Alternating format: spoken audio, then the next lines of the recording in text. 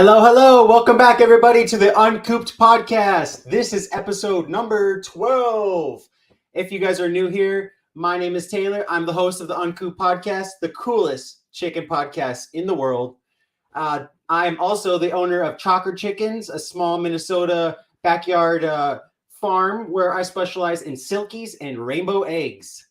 I wanted to start this podcast mostly to connect with all of these amazing content creators I talk with every single day and get to interact. And, we love to build this community together, and we wouldn't be here if it wasn't for all of us. So this episode is actually going to be sponsored by our great sponsor. It's Ian Pet and Pasture. If you're wanting to try a new bedding, I highly suggest checking out Ian Pet and Pasture. They have a hemp bedding that is absolutely amazing, super dry, no dust, no pesticides, none of that stuff, all healthy. Actually, our guest tonight is a great supporter of them as well, and we're both on that little track, so I'm sure we'll get into that.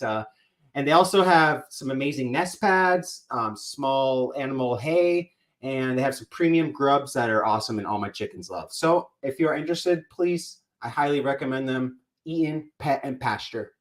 Thank you guys so much for supporting the podcast. And thank you everyone for coming back. We got a great guest tonight. We actually met through Instagram. She is awesome with all these amazing different projects. She's got plants, spiders, amazing photography. And she is just navigating her first way through chickens this year. And I'm pretty sure she's asked me a lot of questions, and I'm always here to help. I love it. And her taste is very good. So for the first time to the Uncooped podcast, let's welcome Stacy from Velvety Green. Hello. Hello. How are we doing? We're good. Who do we got here? This is little Poppy. She Poppy? is my buff Silky. She's the only girl cute. that I have, and we've really bonded. She's really sweet. Oh, that is so awesome. So for the people that don't know you, just give me a little introduction about yourself. Yeah. So as far as my career, I work for Penn State University, doing finance and HR related tasks. At home, I have lots of pets. I have chickens, spiders, geckos, frogs. My husband and I chose not to have human children, so I've just kind of focused that motherly, nurturing, ingrained to all females, I think, towards all my little animals. And honestly, nature is just so amazing, and I've learned so much, and I continue to every single day. That is so cool. Yeah, because me and my wife are both, not going to be having kids. And so we've definitely found the enjoyment with having different animals and projects and just finding your passions where, you can put them. Yeah, this round, I think I'm just focusing on me and the things that I love. And I can focus on my plants that I love, my pets, my veggie garden. And I'm pretty sure I've had children in a past life, so it's just not a void that I need to fill this time. Exactly. Yeah, I like that a lot. Where do you reside at? Where do you live at? I am in central Pennsylvania, very close to Penn State University. There we go. Pennsylvania. I haven't made it to that state yet. I feel like it kind of is, par for the course to have chickens or a farm. Everybody thinks that's what Pennsylvania is. And, some parts are, but not all. Yeah. Isn't there a lot of Amish out there too? There is. Yeah. Lancaster obviously is well known for that. Yeah. There's other small concentrated areas, but Lancaster would be the biggest one. Nice. Do you have a little land out there then? Yeah, we have 3 acres. Perfect. And I kind of wanted chickens, a couple years ago. Mm-hmm. And I was real close, but then I quote unquote chickened out. Haha. I decided to wait a little bit longer, and then as many people, when the egg prices spiked, that was kind of like, I knew it certainly was not going to be cheaper. Let's just get that out there. Yeah. But it kind of gave me that extra push to just be tired of the system, and I was ready. So. Yeah. And I feel with chickens, they're like the easiest introduction into like raising your own food besides like a veggie garden, obviously. But it's super rewarding just having your animals provide food for you, and as well as entertainment, love, passion, caring, and all that as well too. Absolutely. I think in that sense, they're just so special. And honestly, I couldn't recommend it enough. This has been the most amazing experience. And as far as I'm aware, anyways, the rest of my life, I will never not have chickens. Yes, yes, I love it. I totally agree. Like, if I ever had to like downsize for a crazy reason, I would still have like six or something. It's so easy to maintain a small flock like that and provide fresh eggs and food for you. Yeah, and we're lucky enough and fortunate to have the amount of land that we do. So it's just kind of silly to not be utilizing it in some ways. I'm not saying we need to, have a huge farm, but chickens are easy when it comes to global warming, and then also the care that these big industries are doing for their chickens, for the poultry. Hmm. It just makes sense. I think, not everybody can, but I think they can actually. Yeah, Everybody can have chickens. for sure. If you're in a small apartment and you can't have chickens, I know that quail is a good option. There's lots of people popping up I'm seeing now that are starting to have quail for their eggs in their little apartments because they can't have chickens. But I think we all Definitely. just need to change perspective and, stop depending so much on big markets for these simple things, not only for our health and for our planet, but I mean, just look at these guys. Exactly. They're so They say good. it all. Yeah. I mean, snuggles. We have snuggles, guys. Literally, you can see how calm she is right there. She's literally purring. For those Yeah, that don't know, chickens purr. And again, being a new chicken mom this year, I tend to hyper focus and fixate on things when I get into something new and just dive really deep to understand everything I can, to give them the best care I can. And just the silly things that I never would have known that chickens purr. Like, are you kidding me? I That's know. They're To me also silkies are like a different level of chicken. They're almost like their own species, just because they're not exactly like regular chickens. agreed. They're just I call them like the puppies of chickens. They're Yeah, just so docile. And I found that because I only had kind of one big brooder box and I was hesitant to put them out with the main flock, which ultimately, as I had mentioned to you, that we are building a coop for them. Um, I've noticed I can throw chicks in with them and they don't care. They're perfectly yeah. fine. They're not mean to them, they don't bully them. I have the Bantam Cochins are cohabiting with them until they're big enough. I'm still not sure even if those little guys are going to go with the big kids. But when I did free range with the big ones, the Bantam Cochins, nobody seemed to bother them. It was just the Silkies. So we'll see. Either way, they'll have, space in one of the coops. Yeah, definitely. Yeah, because silkies, I have noticed, are definitely the first ones to get picked on always. If they all raise together, there is certain times where it could work out, but most of Mhm. the time the silkies are the Yeah. first ones to get picked on. So I actually had five. Gosh, the chicken math has just gone all over the place already in this All, first year. all over. I had a handful, I'll just say that, that were just hatchery silkies. Sure. And they ultimately were all taken by predator, which we think we've since eradicated for now. But raising them with the other chicks, they were not bullied at all. They were treated just like everybody else, and there was no issues. But trying to integrate silkies into an existing flock, I feel like is just a whole different ballgame. Is what I'm finding. Yeah, it definitely is. Yeah, they require a little bit different of a living situation compared to a regular chicken. And they don't roost. They're like Yeah. community animals almost. Yeah. So in the new coop for them, I plan to do like roost, maybe just a few inches off the ground because I think they still enjoy to perch. From Yeah. what I've read, they obviously just can't fly high because they don't have traditional feathers. But I Mhm. think they still enjoy being able to perch a little bit. So we'll try for a couple perches and maybe a little swing. We'll get real fancy. Nice. So did you start with just like the regular layers first and then you moved to the Yeah. silkies, or how did it all go down with the beginning? Yeah, so I always knew that I wanted silkies. Silkies were probably the first attraction to chickens years ago. I Yeah. mean, anybody that comes across pictures of them, how can you not be curious of what they are? And can I obtain one if you love Yeah. animals? Um, but I absolutely started with your traditional layers. I bought at the local feed store. I'll say, I think I've pretty much been through every scenario within my first year, which is not, which honestly is not that fortunate. And I pray that it doesn't go that way for everyone because I initially had, X number in a flock and they were all still babies. I was just experiencing those first few weeks as having chicks, and they just started dying off one by one by one. And there was like 8 gone. And before I figured it out, and I think it was honestly one of 2 things. I treated for one and changed another. So one was coccidiosis. So I did treat everybody with Corid. And then I also switched their feed. So we had planned to go to the local mill to get good quality feed long term. But as I was getting everything and just getting everything set up for them until we could get there, I got a bag of a local tractor store, like their brand. And when I was talking to them at the mill, they said, sometimes those bigger bags of things, they just don't have the right ratios that they need.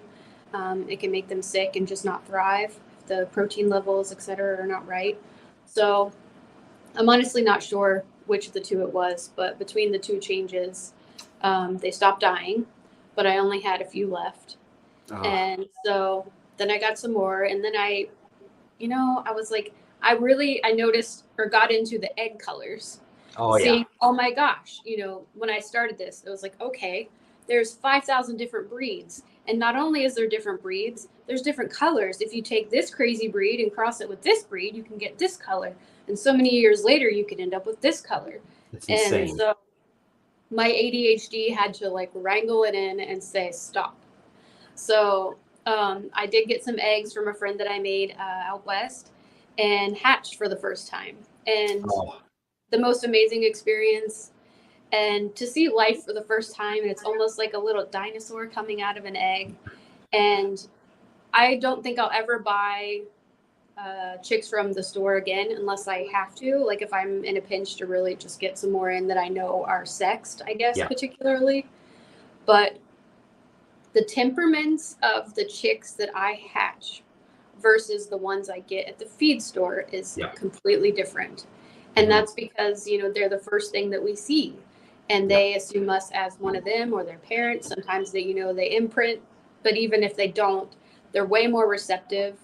And I find that all of them, literally, when I go out to the little fence outside, because if it's nice out, I put them outside during the day.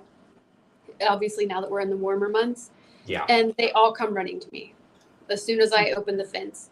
Now, the ones that, I've gotten at the store, no, they don't do that. Yeah. I've been able to build relationships with those ones over time and like consistent handling and feeding and things like that. But it's still just different.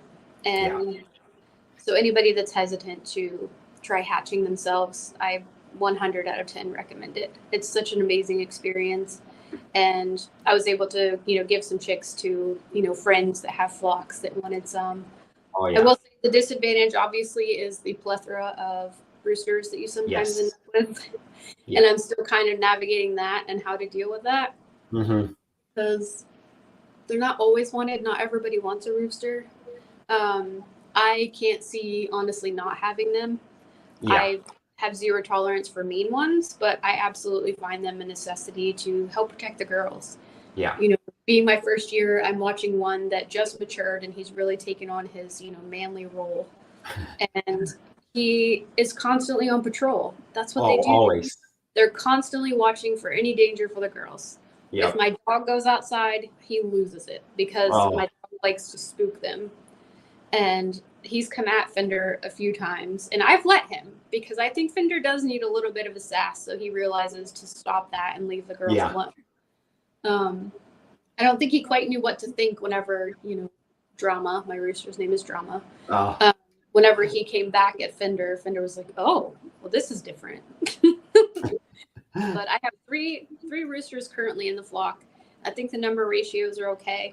I do have 3 that are about 6 weeks old that I'm not going to be able to keep, and I'll just have to figure that out. I was talking to a friend, and she actually knows somebody that may be looking because she lost hers when it, lost its defeat against whatever. And she's going to help me with, posting them on Facebook and trying to find them happy homes, which I hope I can. They're going to be gorgeous boys. They're, mixed breeds of black coppers and double silver lace Barnevelder. So they're going to be handsome boys. Yeah. And they would make some beautiful eggs if somebody wants to use them for breeding projects. For sure. Please, somebody love these Yeah. boys. I always feel like, like backyard, barnyard mixes are the hardest to kind of get rid of. But if you have like a solid, standard breed or some kind of cool, unique breed, it's usually easier to get rid of them on Facebook or. But I feel like to me, it feels like not backwards, but I feel like they're just as valuable if you're somebody that's looking for egg color, like the color lines that they come from. And the ones I have, come from somebody that's been working with them for, a handful of years. So they're generationally darker or more rich in color. So they really have a lot to offer if they want some cool eggs. Definitely. Yeah. My progression was very similar where it was like, I bought them from online and I had them shipped to me. And then I started discovering the egg colors, and then I, got my first next batch, and then, hatching eggs. It's easier just to get hatching eggs for like unique breeds or really rare colors. Yes. So that part was like, all right, hatching eggs is a necessity because you can't get certain stuff as a chick. Yep, I would say that's definitely, like, for me, I got hatching eggs for one, to have multiple generations to get those rich colors and basically skip 5 years of work, less than for selling them. Yeah. Two was to get, again, those rare breeds. Like, I really wanted the Bantam Cochins because they are just adorable. And I know Cochins are not your favorite, but I like Cochins. Wait, Brahmas. The Brahmas for me. You're not crazy about. Sorry. Brahmas.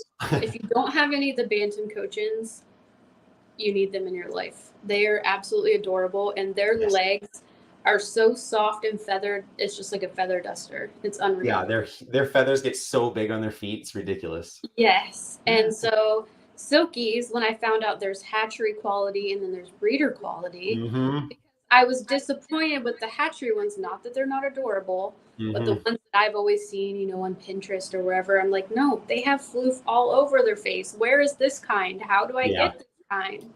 I blame Diva Silky Girls for that. Yeah. Diva Girl Silkies. She ruined it for everyone because everyone thinks that's what you're going to get. Yeah. And so I got some eggs, and I think I got 6 eggs. Because again, at this point, I was just starting to realize that ship eggs, as you know, are just such a gamble with how many you're actually going to hatch. But I had a pretty good rate. I had got 6 eggs and 3 of them hatched. So for shipped eggs, that's a great rate. For sure. I didn't want a crazy amount, but I do want a few more now that I know I'm building a coop for them. I can have a handful more. Because I have this buff girl and I have 2 boys. Okay. Which, as you know, I lucked out and I did get a paint boy. Yes, that's good. And then I got another one that is, I guess we talked about, he has some red leakage from in the lines. He's super coppery, brown, stripy. I love him. Like, he's special too. I expected him to be solid white since he did not get the paint gene. Right. But I think he got the paint gene, just a different version. He is. Yeah, for sure. So the paints is like, it's harder to work with because you'll get a low percentage of paints, as I was telling you. So I hatch out probably 100 to 200 chicks a year, and I'll hold back like 20 to 30 of like the best spots. And every time I get the best spots, it's always roosters, I swear. Yeah, it makes sense. Like, you saw and mentioned like his big blob that he has on the front of his head. It's like so cute. So cute. And I love them, and I'm really excited. I'd like to get a few more. I'd like to get mostly for colors. I'd like to have a black one, and I'd like to have like the what technically is it, lavender, like the grayish color, blue splash. Yeah. So I still there's want lavender technically. Yeah, so I want some of the richer, darker colors too. Definitely. But 10 out of 10. And now that you're going to be making a new coop for the Silkies, I heard, right? You were asking me about that. Yes. So we're going to do half the size of the current coop. Sure. And I think we want to go, I think we should go longer, more than tall, given that they're not going to roost up high or anything. I just want to give them more floor space.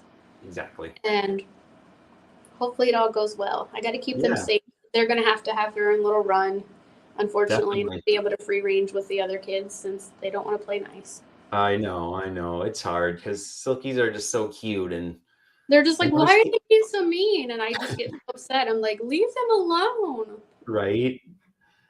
And they take to such, it is rewarding because silkies just take such a longer time to raise and grow. And, for me to able to sex them, it's like 4 months sometimes. And I'm Yeah. still questioning. So Yeah. they're definitely unique, and they're for sure my favorite breed. 100%. Yeah, I get it. What kind of like egg layers? You sent me a picture today, and you actually got your first full dozen. Is that correct? Yes. So I have. Congrats. Thanks. As far as laying colors so far, Yep. we have the Easter egger, which she's laid like a minty green color, and we also have let's see, the black sex links. They're both laying. Both of my dual purpose birds, they're laying. Okay. And that's it. So I have 5 layers right now, but Sure. there's eight hens that are at the age that they should all be laying. So Nice. waiting for the last 3. I'm really excited because the olive egger hasn't laid yet, and I'm really excited for green. Yes. And my Greens are always like hardest to achieve almost. Yeah, my Americana, she's not laying yet, and I'd really like to see her. Yeah. So maybe excited. a blue. Yeah. Yep. So we'll see. And I have 2 that are probably like a month behind them. Okay. That came from my friend out west.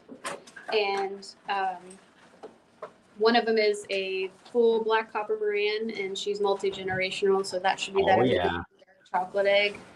And then the other one is the cross between, I believe she's a cross between Americana and black copper Maran. Okay. So most likely that will be olive egger. Yeah, most likely a green. Hopefully getting some speckles in there. Yes. And that's what I'm hoping for. But as a bird, she's beautiful. She has the floofiness of the Americana in her cheeks. Oh, nice. But she's all black like a black copper, and she has the feathered legs like a black copper. She's stunning. Love her. I love those.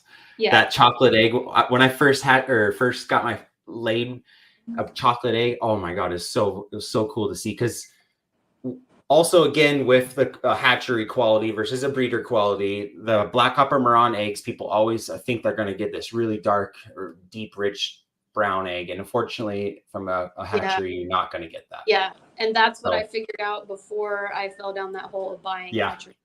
You caught it pretty early, so you didn't have to waste too much time. No. So I'm really excited for those to lay. I'm like, come on. Nice. Yeah. Yeah, I'm excited for the journey and potentially, crossing for colors later on. Yeah.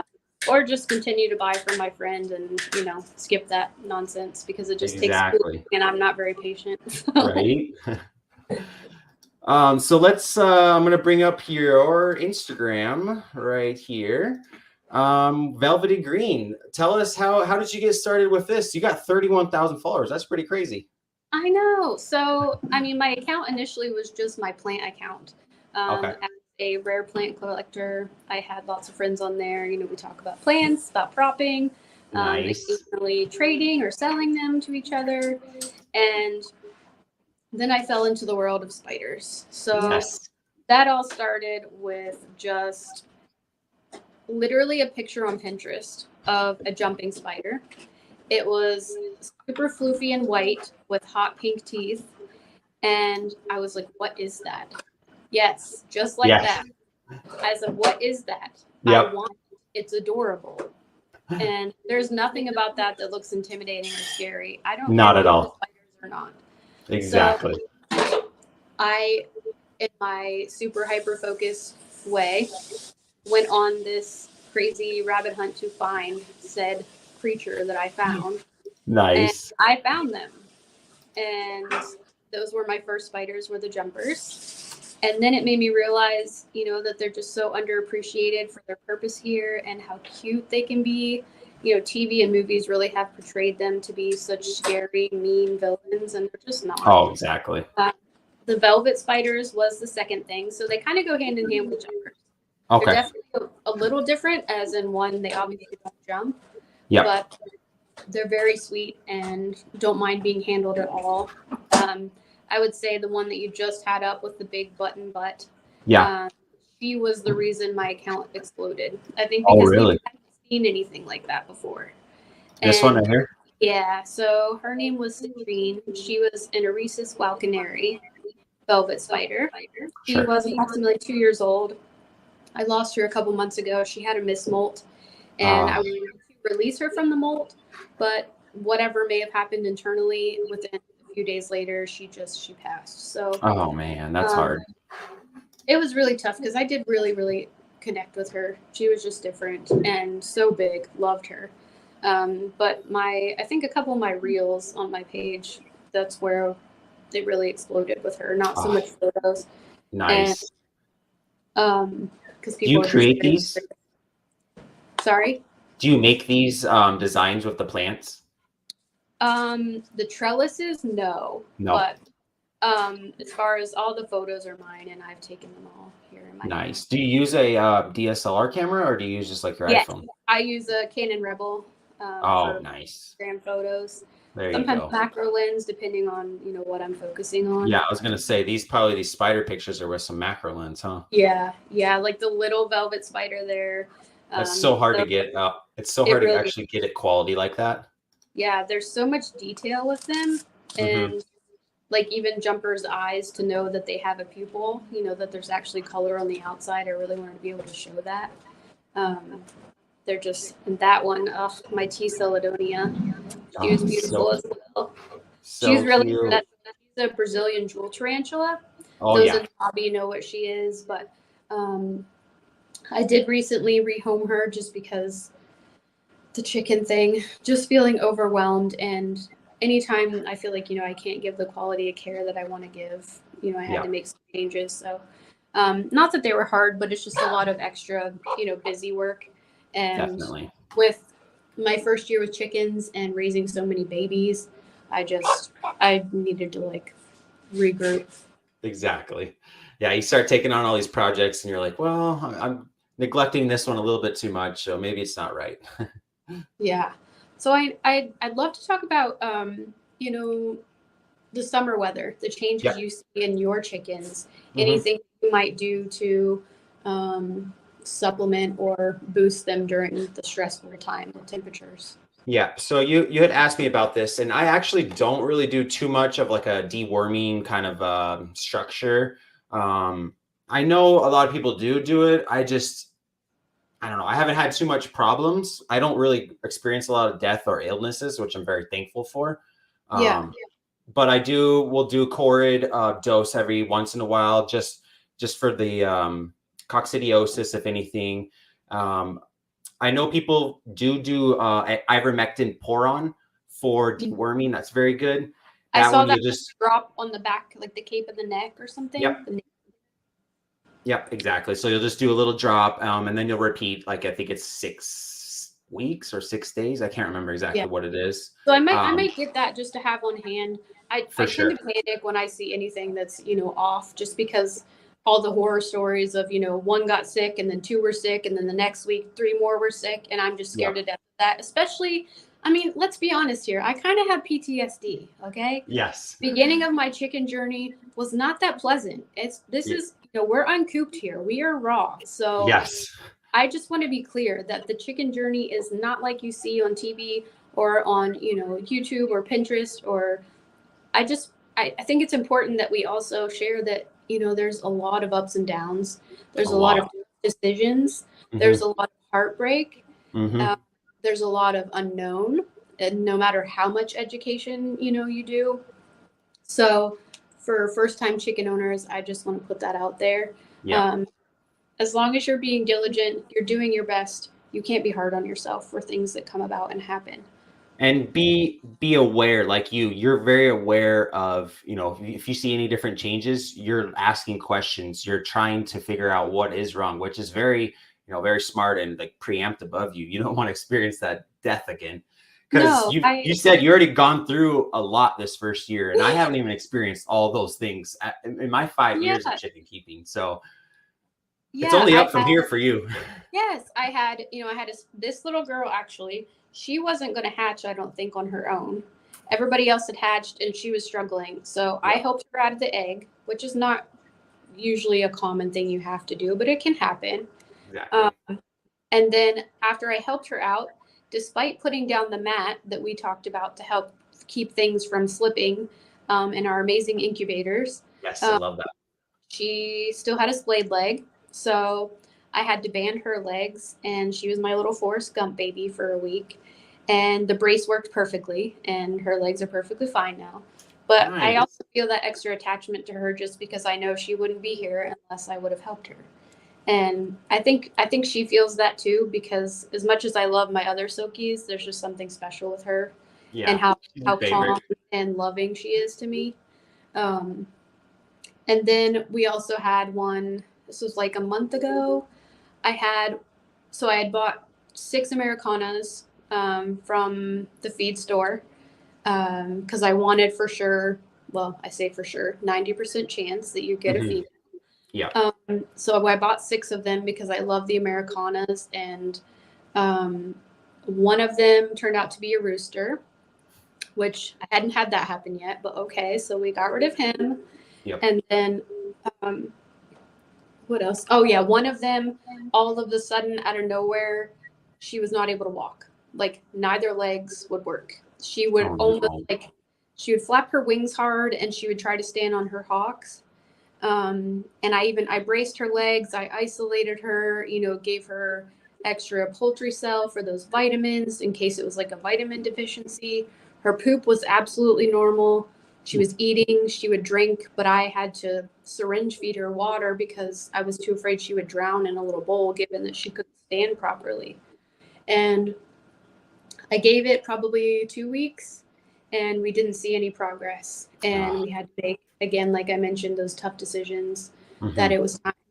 And as humans, it's just such a tough role to play. Yeah. And I'm used to. And this is farm life. Like, these are the tough kind of things you have to do, and not something I necessarily expected, to be honest. Yeah, mentally prepared for, right? Yeah, and I don't think you really can be. And so, of course, after the deed was done, I cried. But then, the next day, all things are starting to go back to normal. Like, you just kind of try to block it out, forget those things, and know that you did your best in the situation you were given. And it's just how it goes. But yeah, I want to talk about Bertha, my biggest dual purpose girl. Yep. She's definitely clearly the one that struggles the most with the heat, which makes sense. She's the biggest girl, the fluffiest, so to speak. And I've been putting a little bit of baking soda in their water. I read that that's really helpful in the heat. It helps, regulate their systems or whatever, and makes it so the heat isn't as hard on them. Sure. But and putting like ice water in the mornings on the days it's going to be really hot. Yeah. And today I just noticed that she took a poop, and it was like green and very watery and just like splattered. And I was like, oh God. I was like, are you good? Like, I can only assume it's related to heat stress, just because it is her current state and how nobody else is acting that way. It's just her, bless her heart. And I feel bad because, I will say this about dual purpose birds is that although the idea sounds great, a hybrid, one that will lay eggs and you could use for meat, they kind of seem to teeter that fine line of too much weight to even live a quality life. Exactly. Now, my other one, she's perfect. Like, she is definitely bigger than the other girls, but she handles it well. She carries it well, and she's pretty solid. But and I've never seen her stressed or struggle more than like the other chickens. Yeah. But Bertha, she's like a quarter size bigger than her, and I don't know why, but she is. And that poor girl, she waddles around, and she does okay. It's just when the heat comes, it really seems to be hard on her, and I feel bad about that. I want to say it's something to do with the heat stress, just because I have a few right now that I've noticed that are some green, runny kind of watery poops as well. So I think they're just over exuding their body. Already alone, they're like 120 internal temperature, so they're burning up right now for sure. Yeah. So I also read like something we can do. I mean, I guess we can add the electrolyte packets, but also I was going to recommend that if they're really struggling, like some Gatorade or Pedialyte, just to give them that little extra boost. Excuse me, ma'am.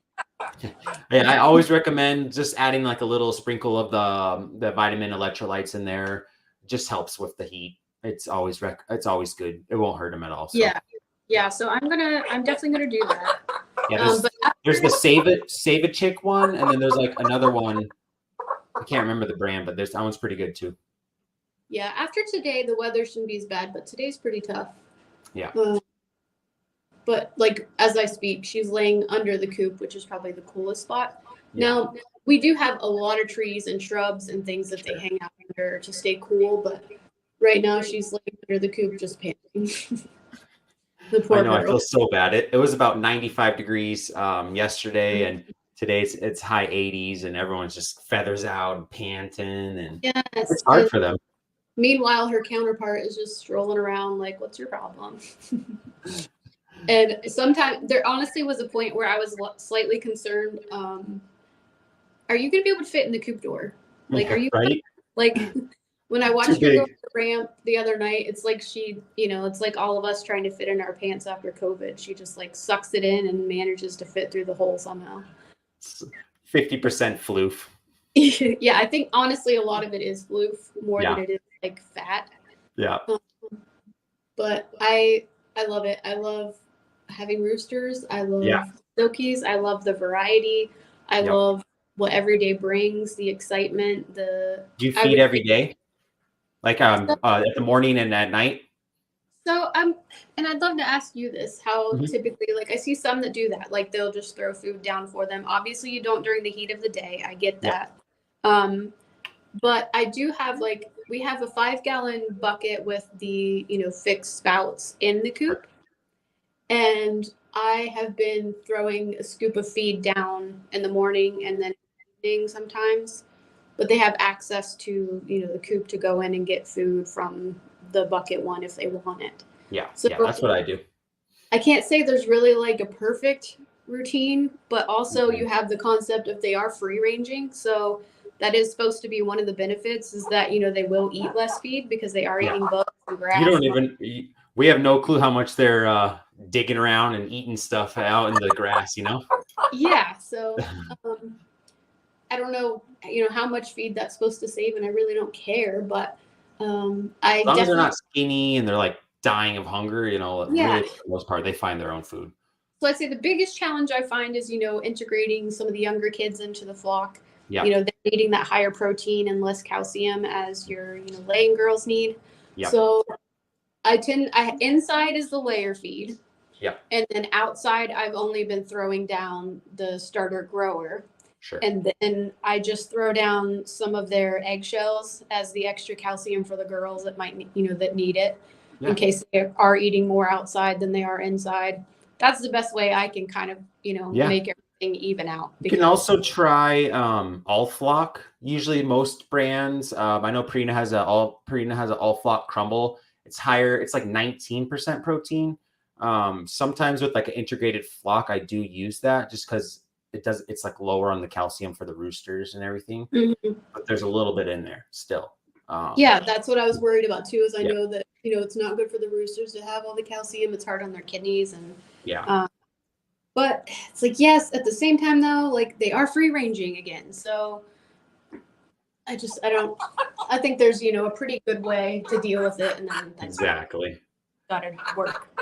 As a first-time kind of owner, do you have any advice for anyone that wants to get chickens or someone that's dealing with their first year as well? Yeah, I'd say 10 out of 10, I recommend it. Yes. 2, you will be amazed by how interactive and just how intelligent these creatures are. 3, expect the unexpected. 4, do your research, and I can't stress that enough. That's always been a benefit in anything we do in our lives to help prepare for things. There's going to be things that come up that you're not going to know how to deal with, but if the passion is there and you're dedicated to taking care of the animals the best you can, you'll figure it out. Yeah. And to prepare yourself for, again, like we talked about, there's the ups, the downs. It's not all a fairy tale, but it's absolutely worth it, and I wouldn't trade it for the world. Definitely agree. Yeah, these animals are amazing, and it changed my life. So I'm sure it's changing yours as well. And I can just see your passion with them. So I enjoy it as well. So for the people that want to get in touch with you, where can they reach you? Instagram's good. Yeah, Instagram is great. Velvety_green. You can find me on Perfect. Instagram, also TikTok, and it's the same handle. Awesome. Before I let you get out of here, I got some little hot seat questions. All right. All right, let's go. All right. So the first one we got, cooped or uncooped? Cooped or uncooped? What's that mean? Kind of like free range or cooped Mm. pinned up. So I think I'm gonna say both. How about that? I'm gonna say Yeah. because, as I mentioned earlier, I personally prefer uncooped for my free range big girls that are specifically for laying. I think it gives them the best quality of life. Yes, you're going to lose some to predators. Yes, you're going to have some issues that arise, but overall, their quality of life, I believe, is much better when they're free to live like they would in the wild. Yeah, As far that's as exactly what I do. ornamental breeds, such as this little girl here, our silkies, maybe even some of the bantams, sometimes even I've seen people, Polish. We won't even go down that road. Bless their hearts. They're, they don't have as many brain cells as the other chickens do. We'll just put it that way. Do So not. sometimes they need protected too. So Yep. those that are, just a little more susceptible than the average chicken to getting taken by hawks, or bullied by the other chickens like the silkies, I will be doing an enclosed run that they will not be able to free range, unfortunately. I It tried is to to save them in the long run. Yeah, that's the only reason I'm doing that, because Yeah. I would much prefer they could do whatever. But honestly, in a big square, when I put them outside for the day, I find they're perfectly happy. They're hopping around. I feel like they're a little more simple minded than the regular chickens, to where they're perfectly content. Yeah, they're fine. I don't feel like they're missing anything, and they're just Exactly. happy to be outside. They So can't even go that far anyways. yeah, no. And then, we're constantly, and I think you do this too, is like trimming up their floof so they can see. Yeah. And there's just a lot more to them. They're more like babies. So, Definitely agree. so they will have their enclosed space. But I'm definitely a firm believer of free range otherwise, for sure, for many reasons. Yeah. Crumble or pellets? So I'm going to say I have crumble, or not even crumble. It's like very fine from the mill. Sure. And although I do think that, they say, I try to wet it down, because they say, that fine dust sometimes can make it hard for them. It's like, if you put that in your mouth, it's like pasty, hard to digest, to swallow. Definitely. So most of the time I try to wet it down, so it kind of eliminates some of that. But the only reason I don't do pellets or crumble is simply because, in the specific kinds that I get from our local mill, they don't have the proper machine to pelletize. Oh, So okay. that's all they offer, and I genuinely believe in the quality that they offer. Yep. So I just want to stick with that. There you go. I don't think there's really a wrong answer. It's just a matter of availability and what works for you. Yeah, definitely. I usually stick with the crumble. Just, I don't know. The silkies Yeah, sometimes won't even eat a pellet. It's weird. Yeah, that would be the other reason for sure. Yeah. And I would like to know. I probably know the answer to this one, but I will ask it. Rainbow eggs or brown and whites? Oh, my love. Rainbow all day long. Yes, yes. No, my boss asked me, she's like, do you have any white eggs? And I said, honestly, I don't know if I'm going to have any white layers. Yeah. I There's said, not like, that I don't like them. I said, there's but like I Polish and Leghorns, and there's a few others, but for the most part, there's not a whole lot of white layers. Yeah, and I'm like, white, you can get those in the grocery store. That's what we've always seen. I want to see what we haven't seen. And exactly. the color of the rainbow is endless. So color, Exactly.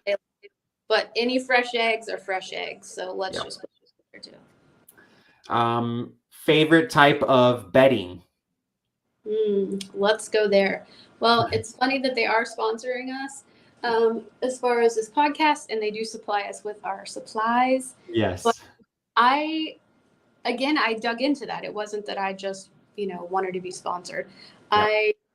Knowing that pine shavings, and I've had to use them, I'm not saying I don't, but they are chemically treated. They're high in dust. Those are the reasons I don't want to use pine shavings. Eaton Pet and Pasture, as you know, their hemp bedding is just amazing. The amount of any type of moisture it can absorb is unreal. Like, our coop is bone dry all the time. And it doesn't smell like ever. And that's why I use theirs. Also, it's sustainable. It's hemp. It's not made with, again, pine or chemicals. It's sustainable as then, hemp is much faster in renewability than, other sources. And in today's, global market, so to speak, that's something we should really be paying attention to. Definitely.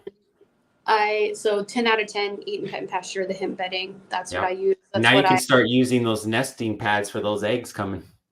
Funny story with those. So I initially put those in. I was so excited. I put little lavender buds and some marigold petals, all the works, the girls spa to go in the coop and lay their beautiful eggs. Yep. Well, let me tell you again, touching on that, don't expect things to be like you see on TV. So the girls went in there, pulled them all out, and completely thrashed them all over the coop. Before they even laid any eggs in there? Yeah, before we even got there. I had just opened up the nesting boxes, within a day before that, because they were just getting to the point to lay, so I wanted to open that up for them. Exactly. And completely thrashed them. So I took them out, and I just put just the hemp bedding instead. And that seems to be going well. I may try to do the nesting pads again. I still have some, and I would prefer them because I can see where they would keep your eggs cleaner and less likely to break. But the first try was not too successful, so I'm gonna since mine are just so used to the nest box, they don't even really mess with it like that. They'll just lay and leave it. So I think now that they establish their laying cycle and the routine, they'll figure it out pretty easily. Yeah, some of them, they weren't laying technically at that very point. I think they're just curious, and boredom got the best of them, and they had a party. So I very well may try to introduce those again. Another thing from Eat and Pet and Pasture is their grubs, the black soldier fly larvae. Those are amazing. Yes. And I'll tell you, I bought some from the store in a pinch because the girls love worms, and it's a great way for me to be able to do an easy head count, make sure everybody's present. Yep. And I could literally see the styrofoam inside of them when I broke them apart. And it made me cringe. And I said, never again. They just won't have worms. So I got the ones from Eat and Pet and Pasture, and they even look different. They don't have that foam in their stomach. Yeah. And I can assure you 1,000% of the time, if I shake that bag, they will all come out of every corner and crevice they could possibly be in to get the worms. Oh my gosh. I love it. It's been a great way for me to, bond with the ones that weren't so sure. Definitely. And it's their favorite snack. So I'd care to never go without those either, because the girls love them. They're the triple threat. Yeah, I love all three items, and I'm very grateful, that they've been willing to send those things to help promote their business. And I love that they're made in the United States.